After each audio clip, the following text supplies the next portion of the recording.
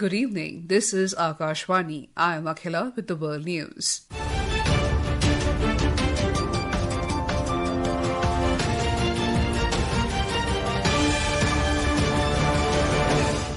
The headlines. Prime Minister Narendra Modi leads the nation in celebrating 80th Independence Day. Indian missions abroad celebrate Independence Day with patriotic fervour in a unique move, a global relay of hoisting of tricolour underway following Path of Rising Sun. World leaders extend greetings to India, praising its democratic journey, civilizational heritage and expanding role in regional and global cooperation. In Indonesia, death toll in powerful earthquake rises to 47. And in hockey, India defeat Wales 3-1 in Group D match of FIH World Cup in Netherlands. The nation is celebrating its 80th Independence Day today. Prime Minister Narendra Modi led the Independence Day celebrations from the iconic Red Fort in Delhi. Addressing the nation from the ramparts of Red Fort, the Prime Minister said, "Over the past 12 years, crores of citizens of the country with their determination and dedication made every possible effort to take the country to new heights." कोई भी राष्ट्र तब महान बनता है जब अपने सपनों, अपने संकल्पों और अपने सामर्थ्य के दम पर आगे बढ़ता है। बड़े सपने हमारी सोच को विस्तार देते हैं। हमारे संकल्प दृढ़ होने चाहिए। जब संकल्प दृढ़ होता है तो कठिनाइयों से, आपदाओं के बीच से रास्ते निकालने का सामर्थ्य अपने आप उभर करके आता है। Prime Minister Modi said energy security is one of the major requirements of the present times and the government has taken several significant steps in this direction. He said nuclear energy is an important means of ensuring a country's energy security. Energy security ये हमारे समय की मांग है और इसलिए हमने पहले से ही उस दिशा में एक के बाद एक मजबूत कदम उठाए हैं। एनर्जी सिक्योरिटी का एक बड़ा माध्यम है परमाणु ऊर्जा, न्यूक्लियर एनर्जी। हमने पार्लियामेंट में शांति एक्ट पास कर करके एक नए लक्ष्य तरफ जाने का रास्ता तय कर लिया है। 2047 तक हम 100 गीगावाट न्यूक्लियर पावर का लक्ष्य लेकर के चल रहे हैं। Indian embassies and consulates marked India's 80th Independence Day today with flag hosting ceremonies, cultural programs and community gatherings. Thousands of Indian nationals and diaspora members joined the celebrations in Singapore, China and Hong Kong, underscoring India's strong people-to-people ties with the region. In Singapore, High Commissioner Shilpak Ambule hosted the tricolour in front of more than 2,500 diaspora members. The ceremony included the national anthem, Vande Mataram, patriotic songs and excerpts from President Draupadi Murmu's address.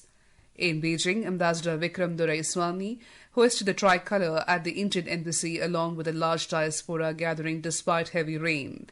He later read President Murmu's address and presented prizes to winners of Independence Day competitions. In Hong Kong, the Indian Association hosted a gala attended by Chief Executive John Lee Ka-chiu, Consul General Rajesh Naik and community leaders. Lee praised the Indian community's contribution to Hong Kong. The first of its kind Suryapat Tiranga Global Relay concluded today, completing its journey from Fiji in the east to the United States in the west across 54 countries and multiple time zones. External Affairs Ministry said in a social media post that the Suryapat Tiranga initiative was celebrated as part of Har Ghar Tiranga campaign.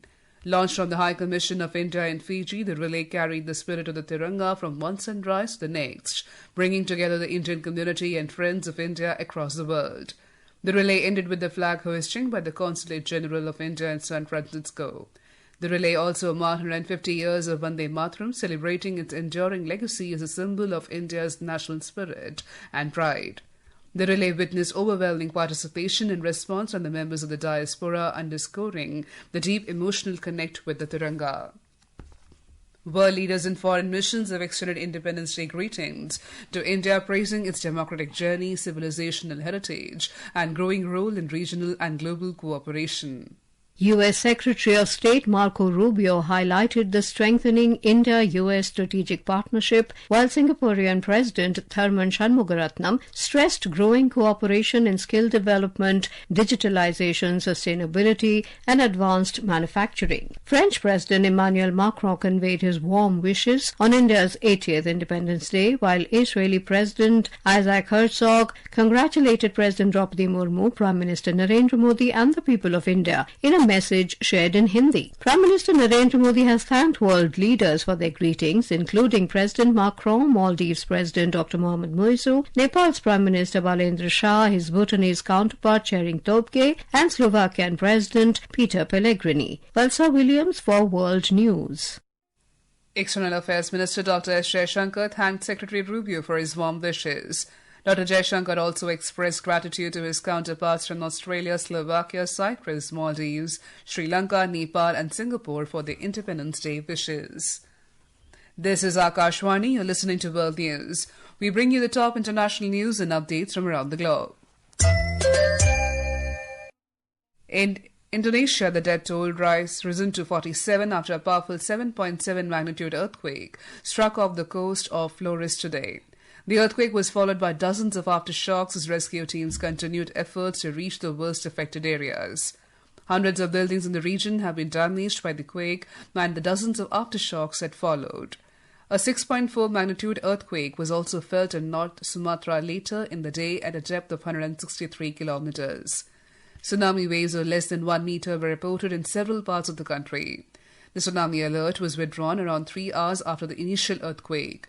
Officials said people are still believed to be trapped inside buildings in several affected areas. Landslides have also been reported with the debris blocking roads and hampering rescue and relief operations.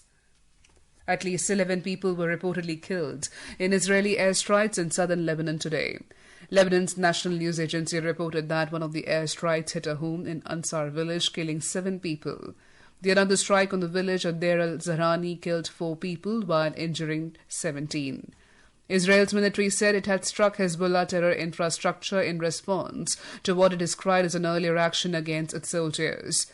Lebanon's Prime Minister Nawaf Salam condemned the attack, saying the people killed were not military infrastructure. Baloch leader Mir Yar Baloch has accused the Pakistani military of committing war crimes and targeting civilians, claiming that the video footage from the recent airstrikes in Surab provides evidence of military aggression against the local population in Balochistan. In a social media post, Mir Yar Baloch said he plans to approach the International Criminal Court (ICC) over the Pakistani military operation in the Gidar Gwandan area of Surab on Tuesday, which resulted in the death of 30 civilians, including women and children and infants. Jammu and Kashmir Joint Action Committee JKJAAC senior leader Sardar Shabir has claimed that around 100 people had been killed by Pakistani forces during the unrest in the occupied territory. In hockey, India defeated Wales 3-1 today in a Group D match of the FIH Hockey World Cup in Amstelveen, Netherlands. For India, Captain Harmanpreet Singh scored 2 goals, while Sanjay Rana scored 1. Sam Welsh scored the lone goal for Wales.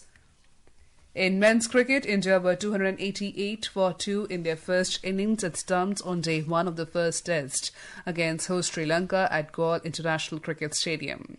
Earlier, India won the toss and opted to bat first.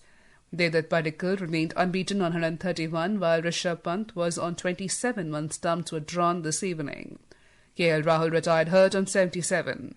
Today's game was cut short to 73 overs due to 2 rain breaks. And now, before we close, here are the highlights of the bulletin.